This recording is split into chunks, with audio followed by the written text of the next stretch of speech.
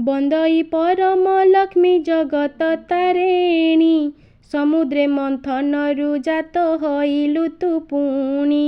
ତେଣୁ କରି ନାମ ହେଲା ଲକ୍ଷ୍ମୀ ନାରାୟଣୀ, ବିଷ୍ଣୁଙ୍କ ଘରଣୀ ମାଗ ଅଟୁ କମଳିନୀ।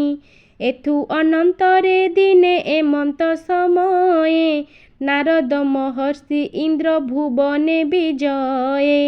ଷଡ଼ ଅର୍ଘ୍ୟ ଦେଇ ଇନ୍ଦ୍ର ପାଦ ପୂଜା କଲେ, ବସିବା ନିମନ୍ତେ ଦିବ୍ୟ ଆସନେକ ଦେଲେ। କେବଣ ବ୍ରତ କଲେ କେବଣ ଫଳ ପାଇ, ଘରଣୀ ପୁତ୍ର ଦୁହିତା କେମନ୍ତ ମିଳଇ। ଏହା ମତେ ସଂଖ୍ୟ ପିଣ କହିବା ଗୋସାଇଁ, ତବ ମୁଖୁ ଶୁଣିଲେ ପ୍ରତେ ଯିବି ମୁହିଁ। ଶୁଣ ଏବେ ଇନ୍ଦ୍ର ସେହି ବ୍ରତର ମହିମା, ଯହିଁରେ ସନ୍ତୋଷ ହୁଅନ୍ତି ମହାଲକ୍ଷ୍ମୀ ଉମା। ମର୍ତ୍ତ୍ୟ ମଣ୍ଡଳରେ ତାର ବନ୍ତୀ ନଗର, ତହିଁ ବିଷ୍ଣୁଙ୍କର ବୋଲି ଅଟେ ଦ୍ୱିଜବର। ତାହାର ଭାରିଜା ନାମ ଅଟେ ଲକ୍ଷ୍ମୀବତୀ, ସେ ବ୍ରାହ୍ମଣୀ ଲକ୍ଷ୍ମୀ ବ୍ରତ ସର୍ବଦା କରନ୍ତି। ଲକ୍ଷ୍ମୀଙ୍କର ଦୟା ତେଣୁ ହେଲା ତା ଉପରେ, ଅଚଳା ସମ୍ପତ୍ତି ଭୋଗ କରେ ମଞ୍ଚପୁରେ। ଏଥୁ ଅନ୍ତରେ ଇନ୍ଦ୍ର ଶୁଣ ମନ ଦେଇ, ଲକ୍ଷ୍ମୀଙ୍କର ବ୍ରତ ତୋତେ କହିବା ବୁଝାଇ।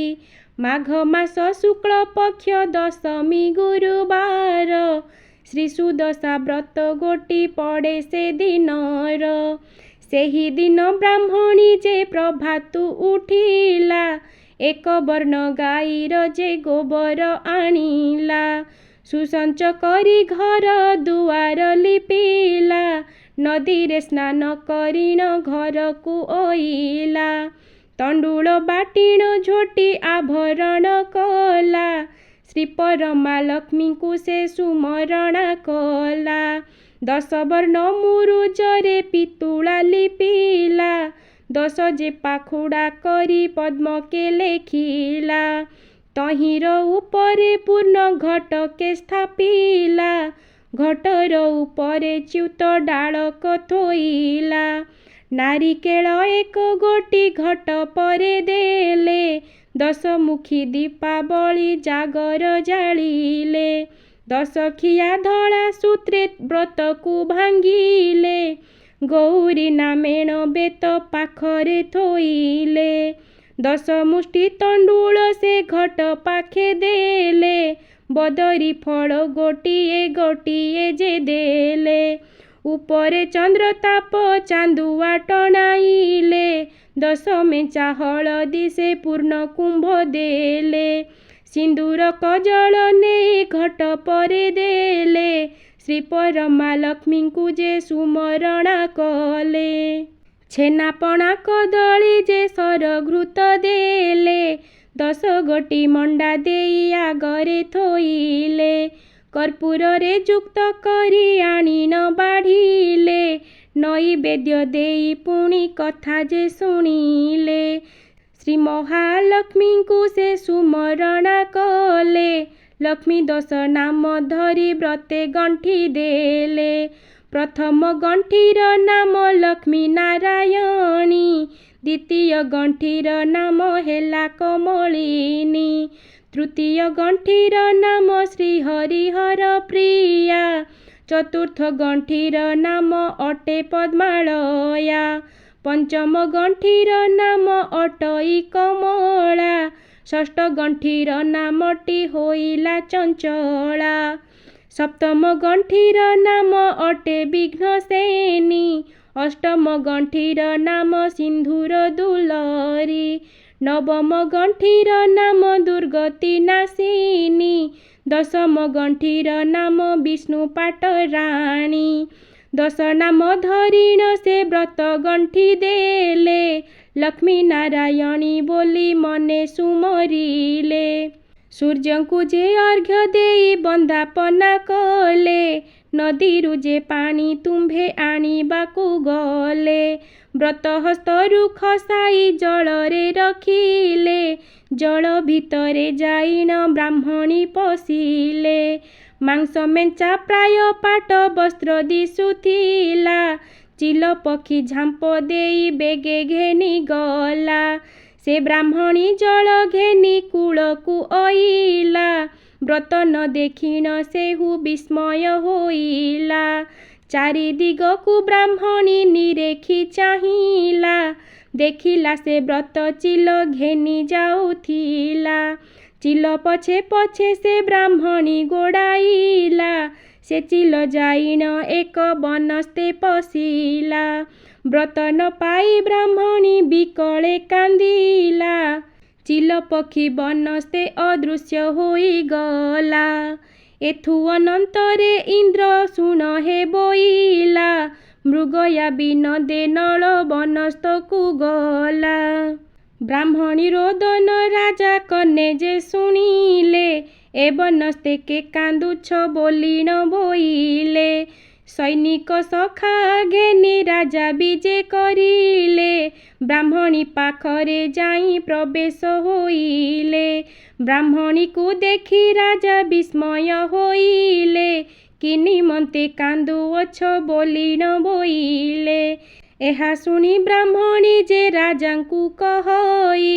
ମୋହର ଦୁଃଖକୁ ବାବୁ ପାରିବ କି ଫେଡ଼ି। ନଳ ରାଜା ବୋଇଲେ ହେ ଯେ ଦୁଃଖ ତୋହର। ମୋ ଆଗେ କହିଲେ ତାହା କରିବଇଁ ଦୂର। ଏହା ଶୁଣି ବ୍ରାହ୍ମଣୀ ଯେ ବୋଲଇ ଉତ୍ତର। ସତ୍ୟ କର ତୁମ୍ଭେ ରାଜା କହିବ ଛାମୁର। ବ୍ରାହ୍ମଣୀର ବାକ୍ୟ ଶୁଣି ରାଜା ସତ୍ୟ କଲେ। ଯାହା ତୁମ୍ଭେ ମାଗ ତାହା ଦେବଇଁ ବୋଇଲେ। ଏହା ଶୁଣି ବ୍ରାହ୍ମଣୀ ଯେ ହରଷ ହୋଇଲା।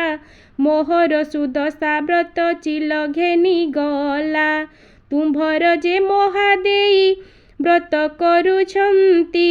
ସେହି ବ୍ରତ ଗୋଟି ମତେ ଦେବ ହେ ନୃପତି।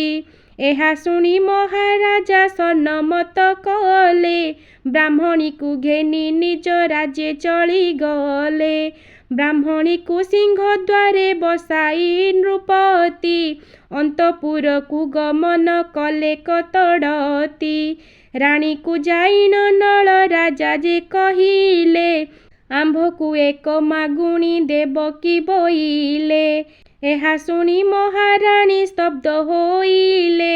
ଆମ୍ଭକୁ କିଏ ମିଳିବ ଦେବଇ ବୋଇଲେ। ନଳ ରାଜା ବୋଇଲେ ଗ ସତ୍ୟ ଏବେ କର। ତେବେ ମୁଁ କହିବି ସିନା ମାଗୁଣି ମୋହର। ଏହା ଶୁଣି ମହାଦେଇ ସତ୍ୟ ବାକ୍ୟ କଲେ। ଯେ ଇଚ୍ଛା ତୁମ୍ଭର ରାଜା ମାଗ ହୋ ବୋଇଲେ। ସତ୍ୟ ବାକ୍ୟ ଶୁଣି ରାଜା ବୋଇଲେ ଉତ୍ତର। ଶ୍ରୀ ସୁଦଶା ବ୍ରତ ଗୋଟି ଦିଅ ଗୋ ତୁମ୍ଭର। ଏହା ଶୁଣି ମହାରାଣୀ ବିସ୍ମୟ ହୋଇଲେ। ଶ୍ରୀ ସୁଦଶା ବ୍ରତ ଦେବା ନୁହଁଇ ବୋଇଲେ। ଏହି ବ୍ରତ ଗୋଟି ଅନ୍ୟକୁ ଯେ ନ ଦିଅନ୍ତି। ବ୍ରତ ଦେଲେ କନ୍ଧରୁ ଯେ ଲକ୍ଷ୍ମୀ ଛାଡ଼ି ଯାନ୍ତି। ଦରିଦ୍ର ଭିକ୍ଷୁକ ବ୍ୟାଧି ମନ୍ତ ସେହୁ ହୋଇ। ଲକ୍ଷ୍ମୀଙ୍କ ବ୍ରତ ଏହା ଦେଇ ନ ପାରଇ। ଜଞ୍ଜାଳ କରିଣ ରାଜା ପୁନଶ୍ଚ ମାଗିଲେ। ହସ୍ତରୁ ଖସାଇ ବ୍ରତ ରାଜା करे ଦେଲେ। ବ୍ରତ ପାଇ ମହାରାଜା ବେଗେ ଚଳିଗଲେ। ବ୍ରାହ୍ମଣୀ ହସ୍ତରେ ବ୍ରତ ନେଇଣ ଯେ ଦେଲେ। ବ୍ରତ ପାଇ ବ୍ରାହ୍ମଣୀ ଯେ ଆନନ୍ଦ ହୋଇଲା। ରାଜାଙ୍କୁ ଆଶିଷ କରି ନିଜ ପୁରେ ଗଲା। ସେ ବ୍ରତ ନେଲା କଞ୍ଚା ଦୁଧରେ ଧଇଲା। 10 ଗୋଟି ମଣ୍ଡା କରି ପାଣି ଛଡ଼ାଇଲା। ଆପଣା ହସ୍ତରେ ନେଇ ବ୍ରତକୁ ବାନ୍ଧିଲେ। ପାରଣ କରି ବ୍ରାହ୍ମଣୀ ଆନନ୍ଦେ ରହିଲେ। ନାରଦଙ୍କୁ ଚାହିଁ ଇନ୍ଦ୍ର ପୁଣି ପୁଚ୍ଛା କଲେ। ନଳ ରାଜାଙ୍କର କିସ ହୋଇଲା ବୋଇଲେ। ନାରଦ ବୋଇଲେ ଶୁଣ ଇନ୍ଦ୍ର ମନ ଦେଇ। ନଳ ରାଜାଙ୍କ ବିପତ୍ତି ତତେ ଦେବା କହି। ଚରି ଯିବା ଗୋରୁ ଆଉ ଘରକୁ ନଇଲା। ପତିଲାରୁ ଧନ ସବୁ ବାସୁକି ହରିଲେ। ଧାନ ଚାଉଳ ତ ସବୁ ବସି ଯେ ଖାଇଲେ। ଶତ୍ରୁ ଆସୀନ ରାଜ୍ୟରେ ଉପଗତ ହେଲେ। ରାଜା ରାଣୀ ଅନ୍ନ ବସ୍ତ୍ର କିଛି ନ ପାଇଲେ, ରାଜାଙ୍କୁ ରାତ୍ରରେ କାଳ ପୁରୁଷ ଡାକିଲେ। ରାଜ୍ୟ ଛାଡ଼ି କରି ରାଜା ପଳାଇ ନ ଯା, ରାଜେ ଥିଲେ ନିଶ୍ଚୟ ମରିବୁ ନ ପନାହା। ଏହା ଶୁଣି ନଳ ରାଜା ଚେତି ନ ଉଠିଲେ, ମହାଦେଇ ପାଶେ ଯାଇ ସକଳ କହିଲେ। ଚାଲ ତୁମ୍ଭ ପିତା ଘର ଯିବା ହେ ବୋଇଲେ। ଏହା ଶୁଣି ମହାଦେଇ ସନମତ କଲେ। ସଭାଚନ୍ଦ୍ର କୁମରକୁ ହକାରି ଆଣିଲେ, ଗୃହକୁ ଛାଡ଼ି ନ ବିଜେ ରାଜା ରାଣୀ କଲେ। ପ୍ରଥମରେ ଯାଇ ଏକ ପୋଖରୀ ଦେଖିଲେ, ଏଠାରେ ସ୍ନାନ ରାଣୀ କରିବା ବୋଇଲେ। ଏଠାରେ ସ୍ନାନ କରି ଯେ କିସ କରିବା, ପାଖରେ ତ କିଛି ନାହିଁ କ'ଣ ଖାଇବା। ଏହା କହି ରାଜା ରାଣୀ ଜଳରେ ପଶିଲେ, ଚାରୋଟି ଗଡ଼ିସା ମାଛ ଧରି ନ ଆଣିଲେ। ଏହି ମାଛ ପୋଡ଼ି ରାଣୀ ରଖିଥାଅ ନେଇ, ପାଖେ ଅଛି ଗ୍ରାମେ ଭିକ୍ଷା ମାଗି ନ ଆଣଇ। ଏହା କହି ମହାରାଜା ବିଜେ କରିଗଲେ, ବିଷ୍ଣୁଙ୍କର ପଣ୍ଡା ଘରେ ପ୍ରବେଶ ହୋଇଲେ। ଆମ୍ଭକୁ ଭୋଜନ କିଛି ଦେବ କି ବୋଇଲେ, ଏହା ଶୁଣି ବ୍ରାହ୍ମଣୀ ଯେ ଅନ୍ନ ଆଣିଦେଲେ। ହରଷ ହୋଇ ରାଜା ଲେଉଟି ଅଇଲେ, ଗୃହେ ପତ୍ନୀ ଘରେ ଅନ୍ନ ଦାନକୁ ଥୋଇଲେ। ଝାମ୍ପ ଦେଇ କାକ ପକ୍ଷୀ ଦାନ ଘେନିଗଲା, ତଳେ ପଡ଼ି ଅନ୍ନ ମାଟି ଧୂଳି ହୋଇଗଲା। ବିରସ ହୋଇଣ ରାଜା ସେଠାରୁ ଆସିଲେ, ଏହା ଦେଖି ମହାରାଣୀ ସ୍ତମ୍ଭୀଭୂତ ହେଲେ। ଯେଉଁ ମାଛ ପୋଡ଼ି ରାଣୀ ରଖିଥିଲେ ନେଇ, ସେହି ମାଛ ଜୀବ ପାଇ ଜଳେ ଗଲେ ଡେଇଁ। ଆଚମ୍ବିତ ହୋଇ ରାଣୀ କଲେ କ୍ରନ୍ଦନ, ପାଶେ ଆସି ମହାରାଜା ମିଳିଲେ ବହନ। ମହାରାଣୀ ବୋଲେ ଲକ୍ଷ୍ମୀ ଛାଡ଼ିଲେ ଆମ୍ଭକୁ, ପୋଡ଼ା ମାଛ ଜୀବ ପାଇ ଡେଇଁଲେ ଜଳକୁ। ଏହା ଦେଖି ମହାରାଜା ବିସ୍ମୟ ହୋଇଲେ, ଚାଲ ଏଠା ବରୁ ରାଜା ବୋଲି ନ ବୋଇଲେ। ଏତେ କହି ରାଜା ରାଣୀ ବିଜେ କରିଗଲେ, ବନସ୍ତ ଭିତରେ ଏକ ଦୀପ ଯେ ଦେଖିଲେ। ସଭାଚନ୍ଦ୍ର କୁମରକୁ କୋଳରେ ଧୋଇଲେ, ନଦୀ ପାର ହୋଇ ରାଜା ରାଣୀ ଯାଉଥିଲେ। ଏମନ୍ତ ସମୟେ ଏକ କୁମ୍ଭୀର ମିଳିଲା, ସଭାଚନ୍ଦ୍ର କୁମରକୁ ତଡ଼ିତ ଗିଳିଲା। ଏହା ଦେଖି ରାଜା ରାଣୀ ବେଗେ ପଳାଇଲେ, କାନ୍ଦି କାନ୍ଦି ଯାଇଣ ଯେ ବନସ୍ତେ ପଶିଲେ। ଭଙ୍ଗା ମନ୍ଦିର ଗୋଟିଏ ସେଠାରେ ଦେଖିଲେ, ରାଜା ରାଣୀ ସେ ମନ୍ଦିର ଭିତରେ ରହିଲେ। ଅଳଙ୍କାର ଖୋଲି ରାଣୀ ଅଞ୍ଚଳେ ବାନ୍ଧିଲେ, ସେହିଠାରେ ରାଜା ରାଣୀ ଶ୍ରମେ ନିଦ୍ରା ଗଲେ। ସେ ମନ୍ଦିର କାନ୍ଥେ ଚିତ୍ର ମୟୂର ଯେ ଥିଲା, ରାଣୀ ଅଳଙ୍କାର ମାନ ସବୁ ଗିଳି ଦେଲା। ରାଣୀଙ୍କ ନୟନେ କାଳ ନିଦ୍ରା ଯେ ଘାରିଲା, ରାଣୀଙ୍କୁ ଛାଡ଼ି ରାଜା ତହୁଁ ପଳାଇଲା। ସେଠା ବରୁ ନଳ ରାଜା ଭ୍ରମି ଭ୍ରମି ଗଲା, ଭୀମ ରାଜା ରାଜ୍ୟେ ଯାଇ ପ୍ରବେଶ ହୋଇଲା। ଭୀମ ରାଜା ଆଗରେ ଯେ ଜଣାଇବେ ଯାଇ, ଆମ୍ଭକୁ ରଖ ହେ ରାଜା କିଛି ପଣ ଦେଇ। କେଉଁ ଦେଶେ ଘର ପୁଣି କେଉଁ ଜାତି ଶୁଣ, କେଉଁ କେଉଁ ବିଦ୍ୟାମାନ କରିଛ ସାଧନ। ନଳ ରାଜାଙ୍କର ସୁପକାର ଥିଲି ମୁହିଁ, ଗୌରୀ ସଉରି ବିଧି ରାନ୍ଧଣା ଜାଣଇ। ଏହା ଶୁଣି ଭୀମ ରାଜା ହରଷ ହୋଇଲେ, ଆମ୍ଭ ସୁପକାର ହୋଇଥାଅ ବୋଇଲେ। ଆଜ୍ଞା ପାଇ ନଳ ରାଜା ସନମତ କଲେ, ରୋଷେଇ ଶାଳରେ ଯାଇ ପ୍ରବେଶ ହୋଇଲେ। ରାତ୍ର ପାହିଲାରୁ ରାଣୀ ନିଦ୍ରାରୁ ଉଠିଲେ, ରାଜାଙ୍କୁ ନ ଦେଖି ରାଣୀ ଡାକ ଚାରିଦେଲେ। ତାହାଙ୍କୁ ନ ପାଇ ରାଣୀ କାନ୍ଦି କାନ୍ଦି ଗଲା। ଛନ ଛନ ହୋଇ ସେ ସ୍ଥାନରୁ ଚଳିଗଲା। ବାଟେ ପଚାରି ପଚାରିଣ ରାଣୀ ଚାଲିଗଲା। ଭୀମ ରାଜା ରାଜେ ଯାଇ ପ୍ରବେଶ ହୋଇଲା। ଭୀମସେନ ଅନ୍ତପୁରେ ଯାଇ ନ ମିଳିଲା। ଲକ୍ଷ୍ମୀଙ୍କ ମାୟାରୁ ନିଜ ମାତା ନ ଚିହ୍ନିଲା। ଦମୟନ୍ତୀ କହନ୍ତି ଯେ ମହାଦେଇ ପାଶ। ଭାତ ଲୁଗା ଦେଇ ରଖ ତୁମ୍ଭର ଉଆସ। ନଳ ରାଜାଙ୍କର ଦାସୀ ହୋଇଥିଲି ମୁହିଁ। କର୍ମ ଅଭାଗ୍ୟରୁ ମୁହିଁ ସେଠାରୁ ଆସଇ। ଏହା ଶୁଣି ମହାଦେଇ ହରଷ ହୋଇଲେ। ଆମ୍ଭ ଅନ୍ତପୁରେ ଦାସୀ ହୋଇଥାଅ ଭଲେ।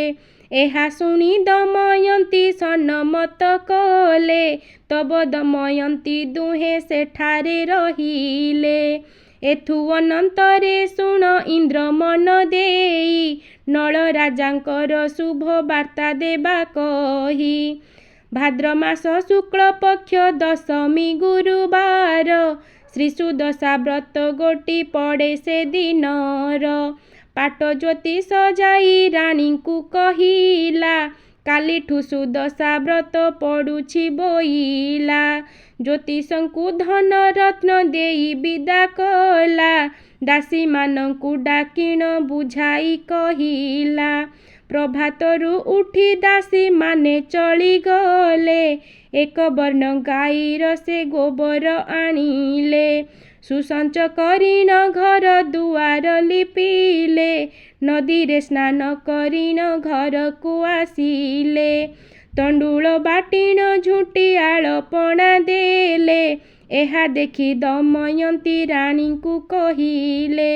ମହାରାଣୀ ମୋ ପ୍ରତି ଯଦି ଦୟା ହେବ।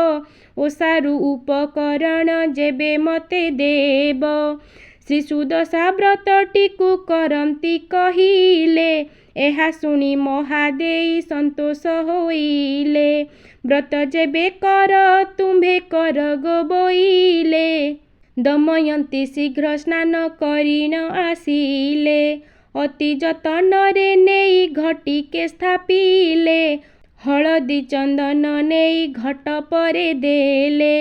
ଚ୍ୟୁତ ଡାଳ ଦେଇ ଦୀପମାନ ଲଗାଇଲେ। ଧୂପ ଦୀପ ନୈବେଦ୍ୟ ଯେ ଗନ୍ଧ ପୁଷ୍ପ ଦେଲେ। ପୁରମଣ୍ଡା 10 ଗୋଟି ଆଗରେ ଥୋଇଲେ। ମହାଲକ୍ଷ୍ମୀଙ୍କୁ ସୁମରି ସେଠାରେ ବସିଲେ। ଲକ୍ଷ୍ମୀ 10 ନାମ ଧରି ବ୍ରତେ ଗଣ୍ଠି ଦେଲେ। ଆସ ଆସ ମହାଲକ୍ଷ୍ମୀ ହୃଦେ ସୁମରିଲେ। ପ୍ରଥମ ଗଣ୍ଠିର ନାମ ଲକ୍ଷ୍ମୀ ନାରାୟଣୀ। ଦ୍ୱିତୀୟ ଗଣ୍ଠିର ନାମ ହେଲା କମଳିନୀ। ତୃତୀୟ ଗଣ୍ଠିର ନାମ ଶ୍ରୀହରି ପ୍ରିୟା। ଚତୁର୍ଥ ଗଣ୍ଠିର ନାମ ଅଟେ ପଦ୍ମାଳୟା। ପଞ୍ଚମ ଗଣ୍ଠିର ନାମ ଅଟଇ କମଳା। ଷଷ୍ଠ ଗଣ୍ଠିର ନାମ ଯେ ହୋଇଲା ଚଞ୍ଚଳା। ସପ୍ତମ ଗଣ୍ଠିର ନାମ ଅଟେ ବିଘ୍ନସେନୀ। ଅଷ୍ଟମ ଗଣ୍ଠିର ନାମ ସିନ୍ଧୁର ଦୁଲଣୀ। ନବମ ଗଣ୍ଠିର ନାମ ଦୁର୍ଗତି ନାଶିନୀ। ଦଶମ ଗଣ୍ଠିର ନାମ ବିଷ୍ଣୁ ପାଟରାଣୀ। ଲକ୍ଷ୍ମୀ 10 ନାମ ଧରି ବ୍ରତେ ଗଣ୍ଠି ଦେଲେ। ପରମା ଲକ୍ଷ୍ମୀଙ୍କୁ ମନେ ସୁମରଣା କଲେ। ଭୋଗରୁ ଲକ୍ଷ୍ମୀ ମୋତେ ଅନୁଗ୍ରହ ହେଉ। ପୁତ୍ର ଗେରସ୍ତ ଆବର ରାଜ୍ୟ ପ୍ରାପ୍ତି ହେଉ। ଏସନ ଭାବନା କରି ମନେ ସୁମରିଲେ। ପ୍ରସନ୍ନ ହୋଇଣ ଲକ୍ଷ୍ମୀ ରାଣୀଙ୍କୁ କହିଲେ। ଯାଅ ତୋର ପୁଅ ସ୍ୱାମୀ ପ୍ରାପ୍ତ ହୋଇବେ। ତୋର ହସ୍ତେ ଶତ୍ରୁମାନେ ନିପାତ ହୋଇବେ। ନଳ ରାଜାଙ୍କୁ ଲକ୍ଷ୍ମୀ ସନ୍ତୋଷ ହୋଇଲେ। ଏଣେ ନଳ ରାଜାଙ୍କର ମନ୍ତ୍ରୀ ବିଚାରିଲେ। ଆମ୍ଭର ଯେ ମହାରାଜା କେଣେ ଚଳିଗଲେ। ରାଜ୍ୟରେ କାହାକୁ ରାଜା କରିବା ବୋଇଲେ। ଏହା ଶୁଣି କେହି ବୋଲେ ହେବି ମୁଁ ରାଜନ। ଆଉ କେହି ବୋଲେ ଗୋ ମୁହିଁ ହେବି ନୃପରାଣ। ଏହିପରି ପରସ୍ପରେ କରିଲେ ଖଗୋଳ। ତହିଁ ସୁବୁଦ୍ଧି ନାମରେ ଥିଲା ମନ୍ତ୍ରୀ ବର। ମନ୍ତ୍ରୀ କହେ ଆମ୍ଭ ରାଜା କେଉଁଠାରେ ଛନ୍ତି, ଆଉ ଜଣେ କେଉଁପରି ହୋଇବ ନୃପତି। ମନ୍ତ୍ରୀ ବୋଇଲେ ଗୋ ଶୁଣ ସର୍ବେ ମୋର ବିଚାର, ପାଟହସ୍ତୀକୁ ମଣ୍ଡିନ ଛାଡ଼ି ଯା ସତ୍ୱର।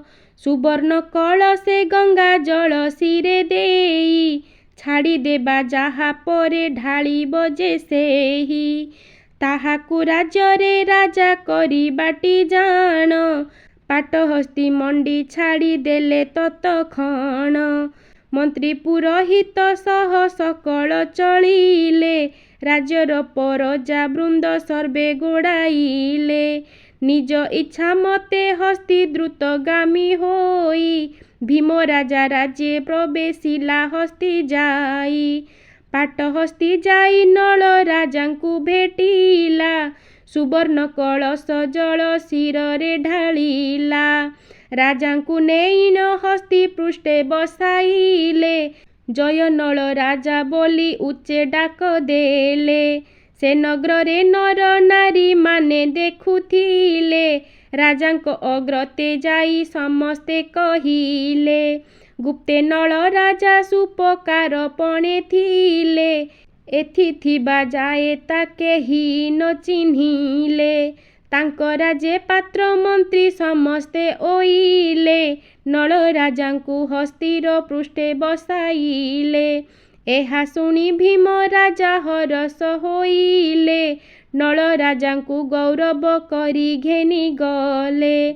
ଅନ୍ତପୁରେ ଦମୟନ୍ତୀ ରାଣୀଙ୍କୁ ଚିହ୍ନିଲେ, ଏ ତ ଆମ ଦମୟନ୍ତୀ ଦୁହିତା ବୋଇଲେ। କି ନିମନ୍ତେ ଆସି ଏଥି ଗୁପତେ ରହିଲେ, କି ନିମନ୍ତେ ଏ ବିରୂପ ରୂପ ହୋଇଥିଲେ। ଦମୟନ୍ତୀ ଏହା ପୁଣି ବୁଝାଇ କହିଲେ, ଲକ୍ଷ୍ମୀ ଦ୍ରୋହ କରିବାରୁ ରାଜେ ତଡ଼ାଇଲେ। ବନସ୍ତ ମଧ୍ୟରେ ସଭା ଚନ୍ଦ୍ରକୁ ହରାଇ, ମତେ ଛାଡ଼ି କରି ରାଜା ଗଲେ କପଳାଇ। ଏହା ଶୁଣି ମହାଦେଇ ରାଜାଙ୍କୁ କୁହନ୍ତି, ଆମ୍ଭ ଗୃହେ ଦମୟନ୍ତୀ ଝିଅ ରହିଛନ୍ତି। ଭୀମ ରାଜା କହନ୍ତି ନଳ ଆସିଛନ୍ତି, ଏହା ଦେଖି ରାଜା ରାଣୀ ହରଷ ହୁଅନ୍ତି। ଦମୟନ୍ତୀଙ୍କୁ ଧରିଣ ନଳ ପାଶେ ଗଲେ, ଦମୟନ୍ତୀଙ୍କୁ ଦେଖିଣ ନଳ ଖୁସି ହେଲେ। ରାଜା ରାଣୀଙ୍କ ପାଦ ତଳେ ପଡ଼ିଲେ, ମନ ବାଞ୍ଛା ପୂର୍ଣ୍ଣ ହେଉ ବୋଲି ନ ବୋଇଲେ। କିଛି ଦିନ ନଳ ପୁଣି ସେଠାରେ ରହିଲେ, ଏହା ଦେଖି ରାଜା ରାଣୀ ହରଷ ହୋଇଲେ। ରାଜାଙ୍କ ଅଗ୍ରତେ ଯାଇ ନଳ ଜଣାଇଲେ, ନିଜ ରାଜ୍ୟେ ଯିବୁ ଆମ୍ଭେ ଆଜ୍ଞା ହୋଇଲେ। ବିଧି ମତେ ସମ୍ମାନ ନଳ ରାଜାଙ୍କୁ ଯେ କଲେ, ପାଟ ପୀତାମ୍ବର ରାଜା ଯେ ପିନ୍ଧାଇ ଦେଲେ। ରାଜାଙ୍କ ଅଗ୍ରତେ ଯାଇ ନଳ ଜଣାଇଲେ, ନିଜ ରାଜ୍ୟେ ଯିବୁ ଆମ୍ଭେ ଆଜ୍ଞା ହୋଇଲେ। ବିଧି ମତେ ସମ୍ମାନ ନଳ ରାଜାଙ୍କୁ ଯେ କଲେ, ପାଟ ପୀତାମ୍ବର ରାଜା ଯେ ପିନ୍ଧାଇ ଦେଲେ। ନାନା ଅଳଙ୍କାର ଦେଇ ଭୂଷଣ କରିଲେ, ବିନୟ ହୋଇଣ ରାଣୀ ମାତାଙ୍କୁ କହିଲେ। ଦୟା ରଖିବ ପିତା ମାତାଙ୍କୁ କହିଲେ, ଆଶିଷ କଲ୍ୟାଣ କରି ବିନୟ ହୋଇଲେ। ରତ୍ନ ହାନ୍ଦଳରେ ନେଇ ବିଜେ କରାଇଲେ, ବିନୟ ହୋଇଣ ରାଣୀ ଦାସୀଙ୍କୁ କହିଲେ। ସେହି ସ୍ନେହ ସଦା ରଖିଥିବ ପ୍ରଜାମାନେ, ବିଦାୟ ଦିଅ ଯାଉଛି ନିଜ କର୍ମସ୍ଥଳେ। ଶୁଭ ବେଳେ ରାଜା ରାଣୀ ରାଜ୍ୟକୁ ଗମିଲେ, ପାତ୍ର ମନ୍ତ୍ରୀ ସର୍ବେ ସଙ୍ଗେ ତାଙ୍କ ଗୋଡ଼ାଇଲେ। ଶଙ୍ଖ ଶବଦରେ ରାଜ୍ୟ ପୁରା କମ୍ପାଇଲେ, ଶୁଭ ଅନୁକୂଳ ଧରି ବାହାର ହୋଇଲେ। କିଛି ଦୂର ଗଲା ପରେ ମନ୍ଦିରେ ଭେଟିଲେ, ଜୟ ଶଙ୍ଖ ବୀର ଶବ୍ଦ ତୁରୀ ବଜାଇଲେ। ଯେଉଁ ମୟୂରଟି ରାଣୀ ମାଳ ଗିଳିଥିଲା, ରାଜା ରାଣୀଙ୍କୁ ଚିହ୍ନିଣ ଉଦ୍ଗାରିଣ ଦେଲା। ଅଳଙ୍କାର ପାଇ ରାଣୀ ହରଷ ହୋଇଲେ, ସୁରଦେବ ରାଣୀ ସାପ ମୁକ୍ତ ହୋଇଗଲେ।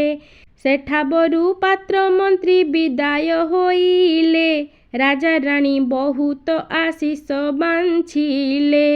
ହସ୍ତୀ ପୃଷ୍ଠେ ବସି ରାଜା ରାଣୀ ଚଳିଗଲେ। ବନସ୍ତ କନ୍ଦରେ ନଦୀ ନିକଟେ ମିଳିଲେ। ଶଙ୍ଖଧ୍ୱନି ଶବଦରେ ନଦୀ କମ୍ପିଗଲା। ଶବ୍ଦ ଶୁଣିଣ କୁମ୍ଭୀର ତଡ଼ିତ ଆସିଲା। ସଙ୍ଗେ ସଙ୍ଗେ ସଭାଚନ୍ଦ୍ର ଉଦ୍ଗାରିଲା। ଏ ଜନ୍ମରୁ ମତେ ମୁକ୍ତ କରନ୍ତୁ ବୋଇଲା। ପୁତ୍ରକୁ ପାଇଣ ରାଣୀ ହରଷ ହୋଇଲେ। ଶୁଭଦେବ ରାଜ୍ୟ ସାପୁ ମୁକ୍ତ ହୁଅ ଭଲେ। ସଭାଚନ୍ଦ୍ରକୁ ନେଇଣ କୋଳେ ବସାଇଲେ। ସେଠାରୁ ରାଜା ରାଣୀ ସୁଧରେ ଚଳିଲେ। ମହାଲକ୍ଷ୍ମୀ ନଳକୁ ଯେ ସୁଦୟା କରିଲେ। ବେତାଳମାନଙ୍କୁ ଡାକି ତହୁଁ ଆଜ୍ଞା ଦେଲେ। ରାଜାର ଭଣ୍ଡାର ସର୍ବ ପୂର୍ଣ୍ଣ କରି ଆସ। ପୂର୍ଣ୍ଣ କରି ଆସି କହିବଟି ମୋର ବସ। ଏହା ଶୁଣି ବେତାଳ ଯେ ଶୀଘ୍ର ଚଳିଗଲେ। ନଳ ରାଜାଙ୍କ ଭଣ୍ଡାର ସମ୍ପୂର୍ଣ୍ଣ କରିଲେ। ଲେଉଟିଣ ଆସି ଲକ୍ଷ୍ମୀ ପାଶେ ଜଣାଇଲେ। ଭଣ୍ଡାର ପୂର୍ଣ୍ଣ ଶୁଣିଣ ସନ୍ତୋଷ ହୋଇଲେ। ଏ ସମୟେ ନଳ ରାଜା ରାଜେ ପହଞ୍ଚିଲେ। ସିଂହଦର ଯେ ପହଞ୍ଚି ହରଷ ହୋଇଲେ। ରାଜା ରାଣୀ ପାତ୍ର ମନ୍ତ୍ରୀ ଦେଖି ଧାଇଁ ଗଲେ। ସମାରୋହ ପାଦ ତଳେ ସର୍ବ ଲେଉଟିଲେ। ଉଠ ସର୍ବ ରାଜା ରାଣୀ ଏମନ୍ତ କହିଲେ। ଯେ ଯାହାର କାର୍ଯ୍ୟକ୍ରମେ ସର୍ବଲିପ୍ତ ହେଲେ। ଅଭିଷେକର ଯୋଗାଡ଼ ମନ୍ତ୍ରୀ କରାଇଲେ। ଶୁଭ ବେଳେ ରାଜା ରାଣୀ ଅଭିଷେକ ହେଲେ। ବାଦ୍ୟ ଶବଦରେ ରାଜ୍ୟ ଆନନ୍ଦ ଲଭିଲେ। ନଗର ବୁଲି ବୁଲି ରାଜା ବହୁ ଧନ ଦେଲେ। ଆନନ୍ଦ ହୋଇଣ ରାଜା ପ୍ରଜାଙ୍କୁ ପାଳିଲେ। ରାଜା ପ୍ରଜା ଆନନ୍ଦରେ ସନ୍ତୋଷ ଲଭିଲେ। ଏହା ପରେ ଶ୍ରୀ ସୁଦଶା ବ୍ରତ ହିଁ ପଡ଼ିଲା। ବ୍ରତ କରିବାକୁ ରାଣୀ ରାଜାଙ୍କୁ କହିଲା। ଏମନ୍ତ ଏ ବ୍ରତ ବୋଲି ଇନ୍ଦ୍ରକୁ କହନ୍ତେ। ଇନ୍ଦ୍ର ସହିତରେ ସଚି ଏ ବ୍ରତ କରନ୍ତେ। ନାରଦ ଋଷିଙ୍କ ଠାରୁ କଥାକୁ ଶୁଣିଲେ। ବ୍ରତକୁ ସମ୍ପୂର୍ଣ୍ଣ କରି ଦକ୍ଷିଣାକୁ ଦେଲେ। ଦକ୍ଷିଣା ପାଇଣ ନାରଦ ବିଜେ କରିଗଲେ। ଏ ବିଧିରେ ନର ନାରୀ ଲକ୍ଷ୍ମୀ ବ୍ରତ କଲେ। ଯେଉଁ ନର ନାରୀ ଏହି ବ୍ରତକୁ କରନ୍ତି। ତାଙ୍କ କାନ୍ଧରୁ ଲକ୍ଷ୍ମୀ କେବେ ନ ଛାଡ଼ନ୍ତି। ଏଣୁ ମହାଲକ୍ଷ୍ମୀ ପାଦେ ଥାଉ ମୋର ମତି। ସଦା ଜୟେ ସମ୍ପୂର୍ଣ୍ଣ ହେ ସୁଦଶା ବ୍ରତଟି। ଇତି ଶ୍ରୀ ସୁଦଶା ବ୍ରତ ସଦା ଜୟେ ସମାପ୍ତ।